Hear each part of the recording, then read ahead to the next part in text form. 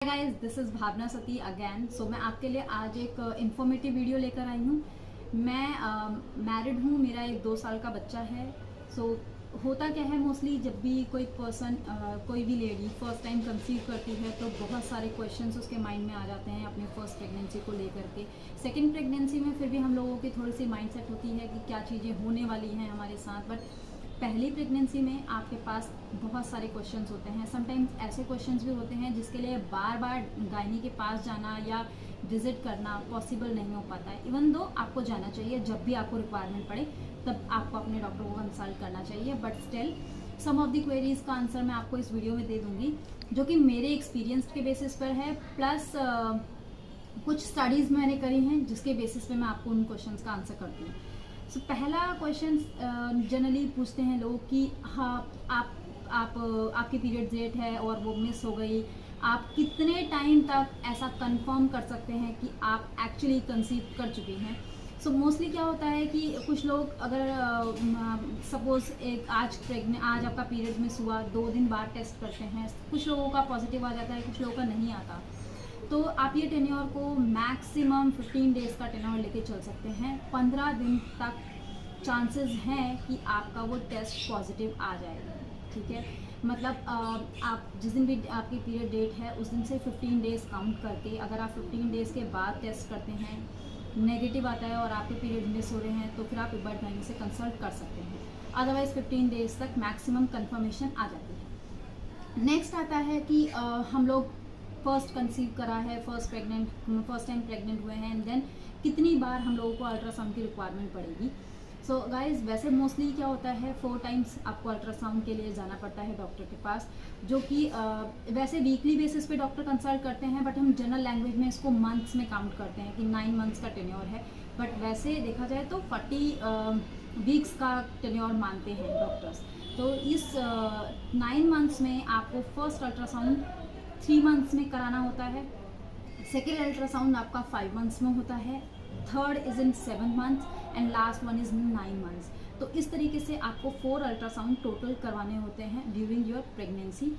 And then next question मेरे पास आता है कि समटाइम्स होता है कि कोई फर्स्ट टाइम कंसीव करा है, फर्स्ट ट्राइमेस्टर में उसको ब्लीडिंग हो जाती है, स्पॉट कहीं आइडेंटिफाई होता है, इस तरीके के इश्यूज आते हैं। होता है कि हम लोग बहुत कंसर्न हो जाते हैं कि भाई ये कैसे हो गया और क्यों हो गया। समटाइम्स ये भी होता है कि जिस टाइम पे आपको इस तरीके की सिचुएशन फेस करनी पड़ी वो इवनिंग टाइम है, आप उसी टाइम डॉक्टर के पास कंसल्ट नहीं कर पाते हैं, आप पूरी रात इसी टेंशन में बिता देते हैं कि ये एक्चुअली क्यों हुआ है। गाइज, नॉर्मली ब्लीडिंग होना in first trimester is common. इसमें इतनी ज़्यादा कोई वरी होने की, टेंशन लेने की ज़रूरत नहीं है।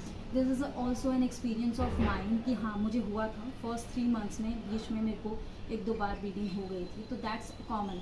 लेकिन फिर भी ऐसा होता है, depending on the case to case doctor के पास आप कंसल्ट कर सकते हैं, बट इतना टेंशन में आ करके एकदम अपने आप को स्ट्रेस में डाल देना वो एक सोल्यूशन नहीं है। तो आप इसको कॉमनली कर सकते हैं एक कैटेगरी में कि ब्लीडिंग हो जाना फर्स्ट 3 मंथ्स में it's common kind of situation. And then guys, उसके बाद फर्स्ट आता है, उसके बाद मेरे पास क्वेश्चन आता है कि बेबी की ग्रोथ को आप कैसे मेज़र करते हैं। ये एक टेक्निकल चीज़ है जिसका आंसर मैं आपको करना चाहूँगी इस वीडियो में। आपकी पीरियड डेट मिस होती है, उस डेट से आप कैलकुलेट करना शुरू करते हैं अपने मंथ्स, एंड अल्ट्रासाउंड के बेसिस पे भी एक आपका वीकली ग्रोथ बेबी की पता चलती है। गाइज, मेरी तरफ से आपको ये एडवाइस रहेगी, जिस दिन से आपको ये पता चलता है कि आप कंसीव कर चुके हैं, आप प्रेग्नेंट हैं, अपनी डाइट पे प्रॉपर ध्यान दीजिए।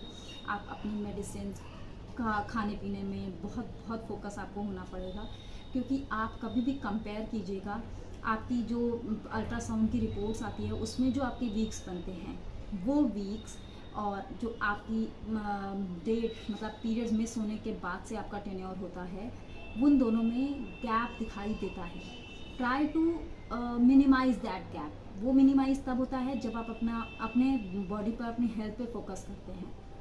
मेरे केस में वो गैप 3 मंथ्स, स्टार्टिंग के 7 मंथ्स तक वो 1 और 3 डेज़ का था, लेकिन लास्ट में आते आते वो गैप 1 मंथ का हो गया था गाइस। सो इसीलिए मैं आपको बोल रही हूँ, क्योंकि लास्ट में कुछ ऐसी सिचुएशंस आ गई थी मेरी लाइफ में कि मुझे वो गैप जो है वो इंक्रीज़ हो गया था। इसीलिए आपको अपनी हेल्थ पे, अपनी डाइट पे बहुत फोकस करना है। एंड देन आता है कि आपकी आयरन और कैल्शियम जो मेडिसिन आपको डॉक्टर प्रिस्क्राइब करते हैं उनकी रेलेवेंस क्या है।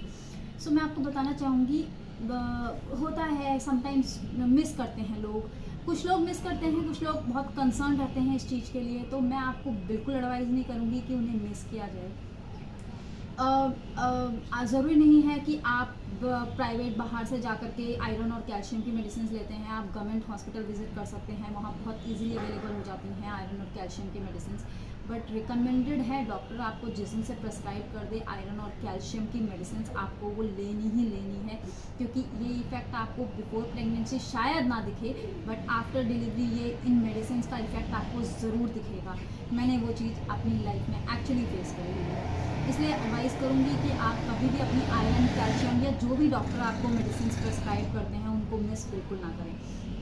नेक्स्ट आता है गाइस, आप लोगों ने सुना होगा, कुछ लोगों ने सुना होगा, कुछ लोगों ने नहीं सुना होगा, डॉपलर अल्ट्रासाउंड के बारे में। क्या होता है डॉपलर अल्ट्रासाउंड, कब डॉक्टर हमें रिकमेंड करते हैं, क्या दिखाता है डॉपलर अल्ट्रासाउंड, वो आपको मैं आंसर करने वाली हूँ। डॉपलर अल्ट्रासाउंड बेसिकली एक डेप्थ और एक इंटेंस अल्ट्रासाउंड है, होता नॉर्मली नॉर्मल अल्ट्रासाउंड के जैसे ही है, बट थोड़ा सा डिफरेंट है बाकी अल्ट्रासाउंड से। कॉस्ट के बेसिस पे थोड़ा सा डिफरेंस है।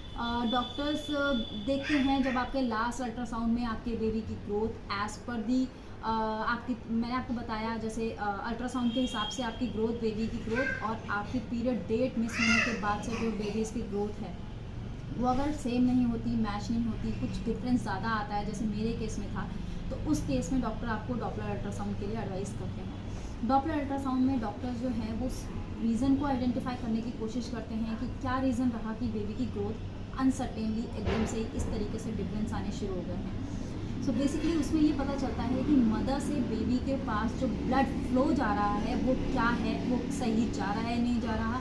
तो बेसिकली ये ब्लड फ्लो को काउंट करता है गाइस। सो ऐसा नहीं है हर केस में आपको मैंडेटरी हो कि आपको करवाना ही करवाना है Doppler ultrasound, but doctor mostly ऐसा वीकली भी करवा सकते हैं। लाइक लास्ट टाइम पे जब आपके 9 मंथ्स पूरे होने वाले होते हैं तब कई बार डॉक्टर्स आपको वीकली भी प्रेस्क्राइब करते हैं।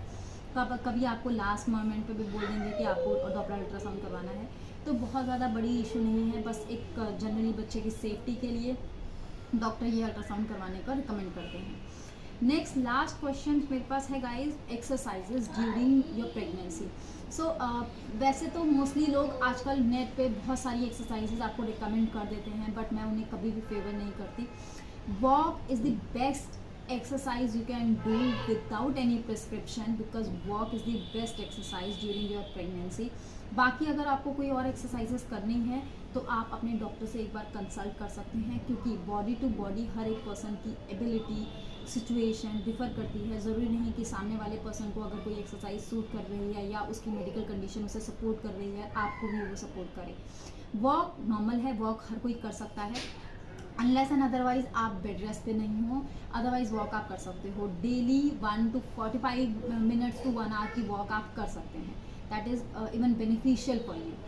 सो I think these are the questions list जो मैंने प्रिपेयर करी थी आप लोगों को आंसर करने के लिए। अगर आपके पास और भी कोई क्वेश्चंस हैं आपकी प्रेगनेंसी से रिलेटेड, आप मुझे कमेंट बॉक्स में दे सकते हैं, मैं उनको ज़रूर रिप्लाई करने का कोशिश करूँगी। मिलती हूँ अगले वीडियो में। Thank you, bye bye.